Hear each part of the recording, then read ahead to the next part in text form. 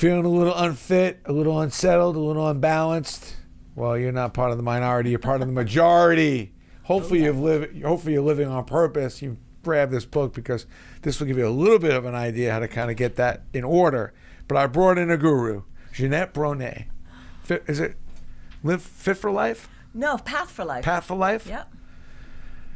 I met her at a conference I was speaking at, and it immediately grabbed me because kind of the first things coming from you was diet, balance, or just getting some kind of sense of order to your life. Yeah. And that's probably where I was coming from in this book, which is why you brought me a copy of Eat to Feel Full, which is probably going to be a big part of our conversation. But I think that's a real problem because I'm feeling like right now, if you're out there, you feel like you're overworked, underpaid, which is almost everybody, and not fulfilled, or you're working too hard, not feeling it. It's really probably not because of something your boss is doing. Probably not. It's probably more just how you're dealing with the makeup of your life and the makeup of your day. Yeah. Welcome, by the way. Well, thank you. Thank you for having me. I'm excited to be here and chatting with you. Nice to see you, by the way. And I love talking about this stuff because we're always talking about sports and all this other stuff, but this is the stuff that really underneath of it all. No sport here, sorry. I'm a gymnast. But you need this stuff in order to compete. Yes, you do. And, you need this stuff. This is the stuff. It's like, don't chase the money, chase the things that help you make the money. Yeah. This is the fuel, and this is the stuff that enables you to be really even more effective than you ever dreamt of. Exactly. When you get your health and your mindset and everything together. You talk a lot about mindset. I talk a lot about mindset. I grew up in Denmark, actually.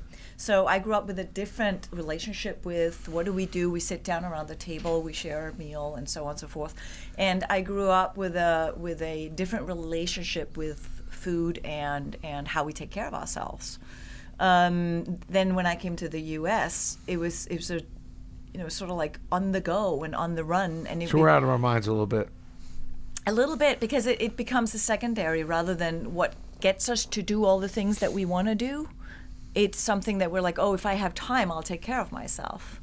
Rather than looking at how we take care of ourselves become how we actually get more time because we're more productive and more clear focused, whatever it is that we're needing to be and do, how we're supporting ourselves and being able to do it. Like, if I have time, I'll take care of myself. Yeah. Not if I take care of myself, I'll have a lot more time. Right. That's not how we're in complete reversal. Yes. We've lost our mind. It's kind of like if you do good, you'll do well. Yep. As a byproduct of doing good. But most people want to do well. Right. And then after they do well, then I'll do some good. Yeah. Yeah. Which is completely reverse asinine. It's kind of like the old conversation, chicken or the egg. But you work a lot with athletes, so like an athlete would never say, oh, I'll take care of myself when I have time, because their body is their best tool. And we forget that that's the same thing at work for everybody. What have you run into? First of all, what do you do? Explain, because I know you're a coach, but are you a company coach? Are you a person coach? Do people hire you? How do you operate? Like, how's your business operate? I'm kind of interested because it's a little different. You seem like a sole proprietor. I am. Yeah. I was in the fashion business originally, and then both my parents died of cancer within a year apart, and I decided I wanted to help people. That. Yeah. But it was what turned my life around. So there's a strange gift in it because it made me wake up, which I hope that most people don't need that kind of a wake-up call. How long ago was that? It was in 2001 and 2000 and 2001. So it was a while ago. Yeah. So I started looking at how can I help. That's a big wake-up call. Yeah. It was a big wake-up call. And I realized I needed to not only take better care of myself, because I was told I was going to get cancer too because of my family history. So I needed to look at what do I need to take care of myself and how can I help other people, because I felt it was unfair that we had to choose between career and health.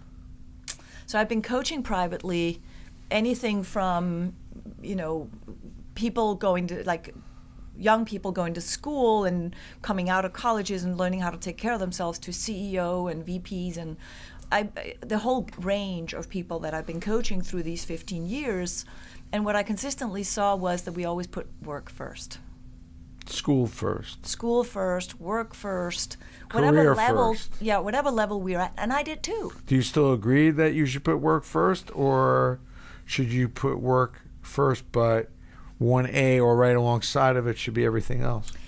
I think we should look at what really matters. That is why I talk about what's the right why. Like, why do you really want to do something? Why does it matter to you? And then we can see if career is really important. It is to me. But then I have to look at how do I support myself so I can create the career that I want. And keep going. And keep going.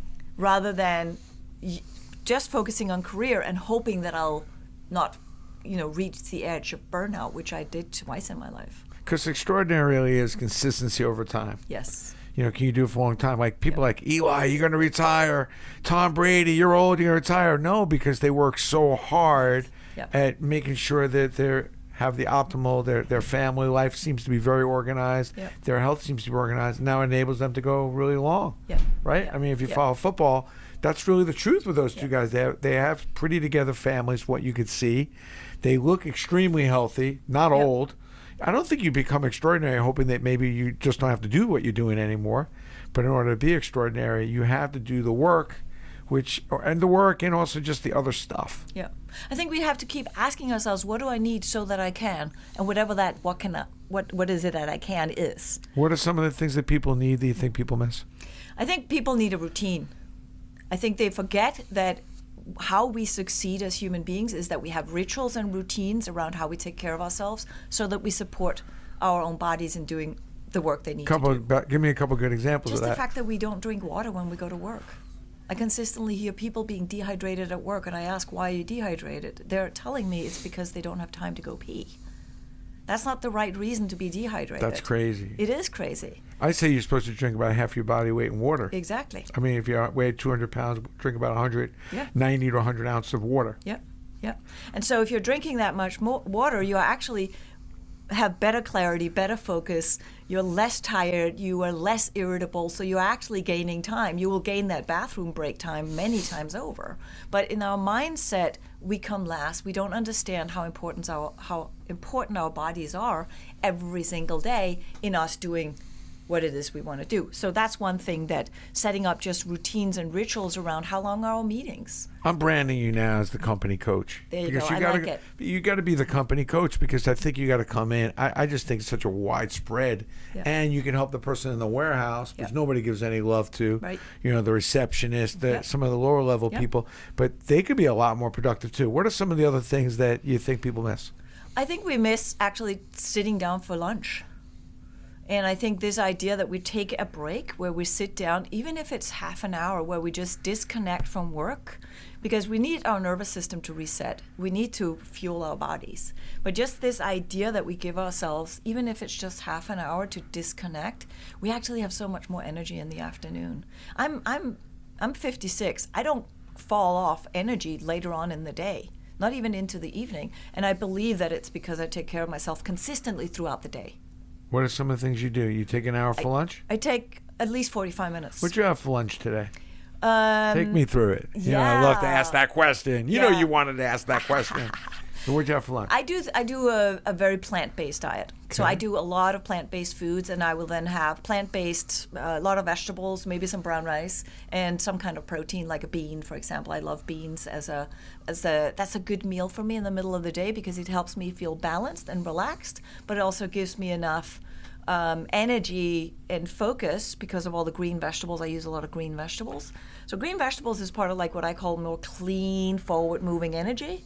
Yeah. And then the root vegetables and the brown rice is more like this settle down, being, ready to, like, able to pause, able to think, able to connect and be present. And so I use food as a tool based on how I want to feel. And that's actually what I teach people also when I do public speaking, or I have a couple of TEDx talks out in the world too, where I talk about how we take care of ourselves so that we boost creativity, for example, or that we get rid of the stressful way of living by being on the edge of survival mode. And we get on the edge of survival mode when we don't eat all day. So people don't correlate productivity with eating well. They don't. And you see a lot more companies bringing food in, controlling what people eat during the day. Like that idea, or is it kind of missed a little bit? I think it's missed if there's no education. If you don't help people read and connect and listen to their own body, they're not understanding why they're eating something. And then they're wanting to eat something for pleasure. because that's what we want. I've spent most of my career looking at what is it really that drives our choices. And it's our innate search for nourishment. And nourishment is not only physical need for coming out of survival mode, it's the emotional relationships we have. We have so many stories around what happened at the table, right? Yeah, no question. That story is, that's the kryptonite, man. Right. Often it's what will take you down. Yeah. Especially when they're lingering from many years ago that you barely can remember, but you can remember why you're doing so many stupid things based on something that happened 20 years ago. Yeah. And we have, and that's how we get triggered a lot of times. We smell something and we recognize, oh, that smelled like grandma. And then all of a sudden we want grandma's food and we don't really know why we want that. So we get triggered in that way, or we try to reconnect with those memories because they make us feel safe and they make us feel loved and belonging. It's also why we eat together. Right? It's why our social relationships around food are so important. Do you think people are eating alone more often now? They do. And that's why I think they eat with the TV on. Because that's a way to feel like they're not eating alone. I hear that a lot, actually. I like eating alone once in a while, though, but I don't eat alone often. But I realize I eat lunch alone a lot. That's bad. I gotta change that. Not necessarily if it's your time out. Yeah, it's kind of my time just to kind of eat some food and just not have everybody bother me. But I could see probably more effective once in a while to probably eat with a few people. I think there's yes and. I think it's great to have a meal alone if you need to just disconnect and take time out, and then just sit with your meal without working, without anything, just sit with your meal, eat. It's like meditation. What do you tell the college kid, though? I got to slide you over to this subject matter because I wish I could talk to my younger self and just smack myself like Brandon. But I see so many younger kids, in college or right after college, and they're eating chicken colored Parmesan and eating pizza, chicken wings. Then they go out drinking a lot. I'm obviously jealous about the drinking a lot, but so I miss some of that. But I don't miss how I felt after I ate all that crap. Exactly. How do you communicate with that, that Generation Z all the way to maybe even a millennial to convince them to prepare for later on that they can't get away with this for that long? I think a couple of things about that. One is to connect them with the immediate energy that they feel so that they understand that if they have something that they need to do and they're basically hungover from food, that they're fighting against themselves to get it done. They recognize that if you talk to them about it. But I also think that we have to let people try some things. Like we have to let them learn how these foods are not working for them. But if we can connect it to checking in with our own bodies and see like, okay, well, that is how I feel after I do it. Maybe I don't want to feel like that all the time. Yeah, no question. I don't want to feel like that anytime. I'm it kills me with some of my favorite foods. I just don't like the way I feel after that. Right. Is this what I'm gonna get out of Eat to Feel Full? Is that what I'm gonna get out of this book? Because it seems like this gives me the do's and don'ts and the reality check on a whole bunch of things. It does in that sense, but what it also does is breaks up with this idea that to get healthy and lose weight, we have to starve ourselves. I actually think we have to fulfill ourselves. It's not about eating less, it's about eating the right thing. Okay. And I think that's the same with time. It's not about working harder, it's about spending our time better. And so I think if we can start pausing more and really look at, why am I doing this? What is it I'm trying to achieve? What do I need so I can achieve that? Then we can start making more intentional choices. I think a lot of people are accidental eaters. They don't plan. They grab whatever is there. And I think that if you're talking about the college kid, it's like they haven't had access to proper food. So therefore they ate whatever is there. I don't think they actually prefer to eat that way. Not the ones I've talked to. They just either don't know any better or just doing what's convenient. Many easy. Times it's not accessible to get better food. And at the same time, sometimes at companies too. I work with a lot of people in companies where they have food in a canteen, but people don't like eating the food because it's not appealing enough. And it's not because it's healthy or unhealthy. It's just, it's not. What's your take on the exercise? How important is exercise? How often? And what do you do when you get older? How do you approach exercise when you get older, when things are starting to ache and you're busy? Yeah, I think, I used to be a competitive gymnast when I grew up for many years, since I was 6 years old till I was 18. So I had a lot of wear and tear on my body because of that. So I'm very mindful of my exercise now. I do a lot less, actually, but I do things that are more slow, stretching, building my muscle, building core. How often? I would like to have a daily routine of yoga because it helps my body, because I have scoliosis, so I need that for my body. I don't always get to it. The harder core exercise only works for some people. I don't think it works for everyone once you get older. But I think we should stretch every day. Every day. Yeah, I think we should stretch every day, even if it's just stretching when we get older. Even if we're not older, I actually think that it helps to stretch. Because you start shrinking. Yeah, but also, when I went to go see my trainer, he's like, you're leaning and you're shrinking. Yeah. And that's depressing. Like, I've shrunk half an inch. Yeah. And I'm not happy about that. I was hoping, I was praying to God. I was praying he was going to get me a little taller. Yeah. I'm going to still dunk. Right. Well, I hang upside down every day too. Do you? Yeah. And it helps you? Well, it helps stretch my back. Now, you do your working out in your apartment or in your house? In my house, yeah. I used to go to classes in different, and I was religious about my yoga for a long time, but I unfortunately was hurt in a yoga class.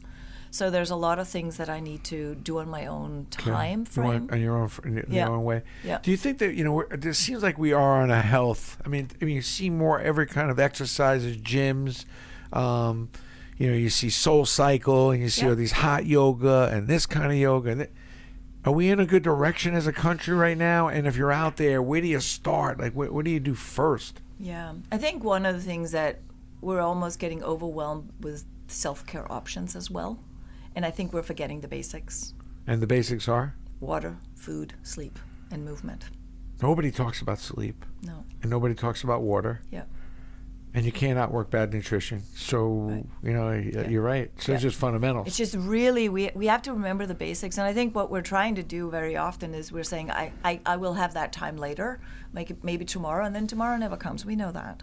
And so it's really like if it's not on your schedule, it's not going to happen, is what I normally say. Talk to me about sleep. How many hours are you sleeping? I try for 8, but sometimes only 7.5. It's unbelievable. Like you, my wife. I mean, I can't sleep for 8 hours. It's just not. It's not going to work. I can't do it. I used to pride myself by being able to function on 5 to 6. But I also realized that I ended up burning out because of it. I was also living on coffee. And so the stress from the cortisol high, but I felt really productive, but I wasn't really productive because I was just doing mistakes. But are you a fan of everybody's a little different, or do you think that most people do need 7-8 hours? Because I'm like a 6.5 hour and that's it. I think we're different. That's all that I need, and I get up, I'm ready to go, and I could stay in bed long. I just can't. I just feel like I'm ready. If that works for you, I've noticed that a lot of people, the older they get, they need less sleep. So I think we also need to take that into account. I think it depends on how well we take care of ourselves, because our bodies use the night to restore and recover. So if we don't take care of ourselves, there's a good chance we need more sleep. If we take good care of ourselves, there's a good chance we don't need as much. So I think it's part of that learning how to listen to ourselves, learning to listen to our own bodies, and keep asking that question, what do I need so that I can, whatever that is. Do you think this scenario is true that, most your CEOs and people that are running companies, high level of ADHD, AAA level personalities, they're driving the 11,000 pound truck over the 10,000 pound bridge, so to speak. Yeah. And they're setting the tone for the company. Yes. Is the key to coach and get the person up on the top to understand how all this works. Yes. And until we do that, corporate life isn't going to change. I think that's part of it. I think a lot of CEOs are learning that they need to take better care of themselves because they simply can't hold out. But I think the way they are doing it at work is what we need to look at. You see so many CEOs checking out, burnt out. I decided to go take care of my family. CEOs that are in their 50s, some of them in their 40s, they made a lot of money and they're checking out. Then they pull themselves together, and 10 years later they're just bored out of their mind. Don't know what to do with themselves, which is always a concern. I think it was more of a big concern for me. I'm thinking, I'm burnt out. What am I going to do? And I'm like, no. I got to pull myself together now so I can go. I want to work till I don't want to die at my desk, but I'd like to work pretty close to that if I could be effective, because I enjoy working. But I could see about 15 years ago that wasn't going to be the case. Right. And I also think there's this idea that, are we chasing happiness? Are we chasing money? And do we believe money can make us happy? And we know the answer to that. We do. Yeah. And so that's why when you're writing a book about purpose, and I always say we have to know our right why, which is why are we doing what we're doing, and why does it really matter? That's part of it. And the other part of it is our self-talk. I think our self-talk is wearing us out and burning us out. Are we doing more self-talk now than ever before? Or less self-talk, or not enough the right self-talk? I think I have no clue. To be honest, I don't know if we do more or less, but I know that we're not doing the right self-talk. And one of my backgrounds is hypnotherapy, but I don't use hypnotherapy in my practice per se, but I use it to pay attention to the words that we're saying to ourselves. And again, with athletes, they know how to do the self-talk to be their inner coach. But we don't do that. We ask ourselves, why am I doing that? Like such a negative, aggressive, almost charged way of asking something, instead of saying, I wonder why I'm doing this. What is it I'm really trying to achieve? So like if we can add the curiosity, we're also adding energy. We're adding a positive energy, and I think that's part of our fuel, is to have this positive energy of curiosity. And if we have that, I think the big part of our burning out is the stress and how we talk to ourselves about all the things we're not getting done. My dad always used to say, stress is not what we have to do, is what we believe we won't get done. I like that. Your dad was a smart man. He was. Talk to me about this book. Like, I like this. Nice. I don't see many books Pocket this size. size, I like yeah. that. Eat to Feel Full. Yep. Who's this book for? And what am I getting? What am I getting out of this book? What's the key? It's kind of like a 101 overview of how do you start figuring out what is actually good old healthy food.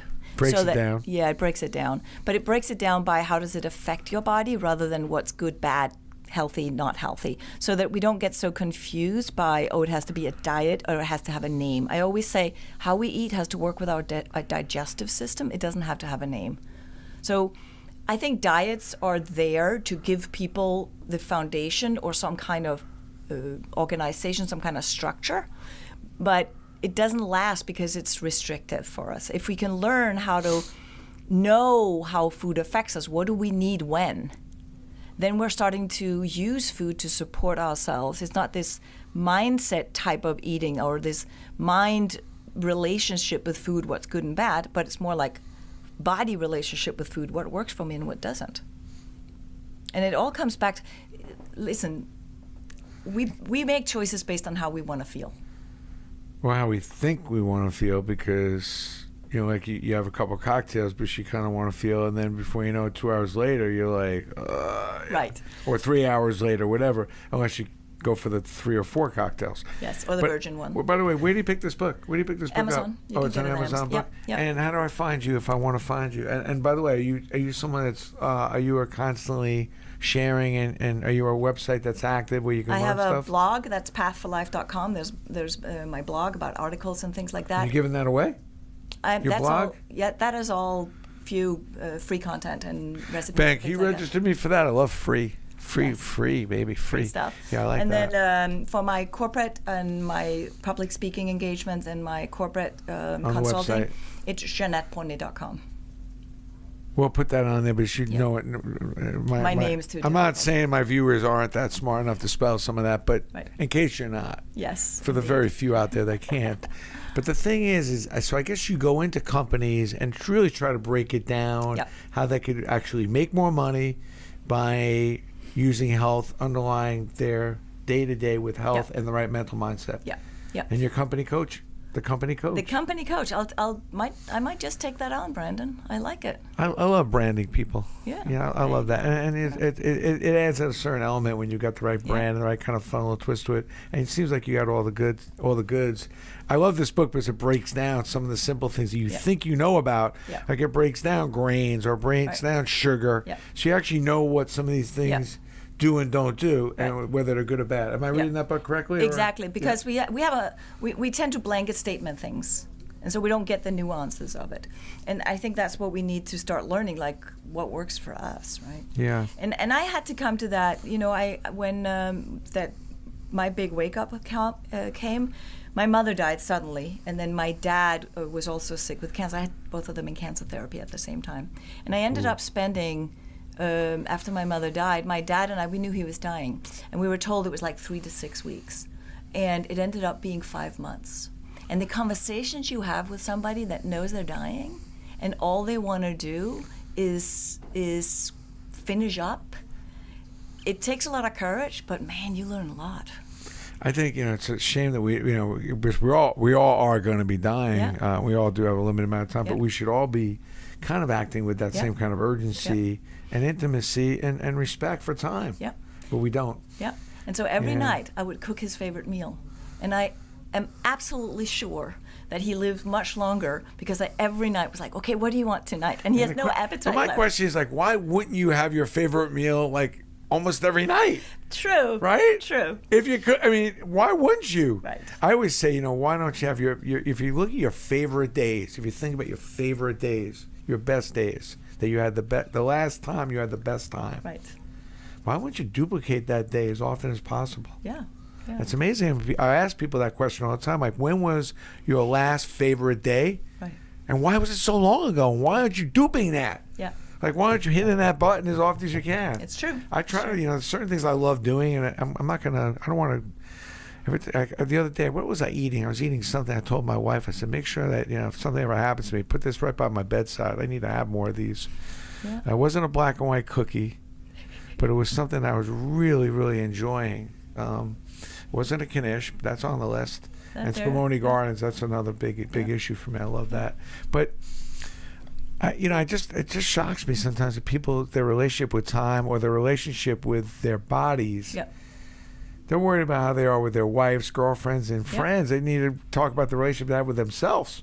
And I think a lot of the relationships we have with other people start with the relationship we have with ourselves. Yeah, that's true too. Yeah, I think doubt. that's a big part of it, and that's where this sort of self-knowledge comes in. That's a lot of what mindfulness is about, right? It's about taking that pause and just checking in with ourselves and being like, is this the right way to act right now rather than just react? And food is part of that, health is part of that, our habits. It's so hard to change habits because they're so automatic. Coach Jeanette Bronée, give me your final words. If you're out there and you can tell the world one thing, we'll start off with this beautiful group of people that are following us. Yeah. Give them, 30 seconds of the best advice. If you knew you can instill that in them, they were going to definitely do anything you told them to do right now. What would you tell them to do? I would tell them to take really good care of themselves because we do matter and we have no clue what kind of impact we have on other people just by being present and paying attention to other people. And that comes from paying attention to ourselves first. Thank you. Appreciate your time. Eat to feel full. This is a very nice little simple book, by the way. Yeah. I'm very grateful for this book. It's a nice little pocket handy thing if you're not sure, because many of you are not really sure what you're eating or what you're doing. So the faster you get educated, the more you know, the better you'll do. Yes. I bank that. Hey, I'm out of town. I'm going to see the Golden State Warriors tomorrow night. Going to go catch a little Steph Curry. I'm not going to lie. I'm a big fan. Can't wait to see him dropping some threes. And although, I'm a Knicks, Nets, I love that. But sometimes you just got to go to the West Coast and see what's up. So you won't see me this week, but you will see me next week a bunch of times. Jeanette, thank you for your time. Thank you so much.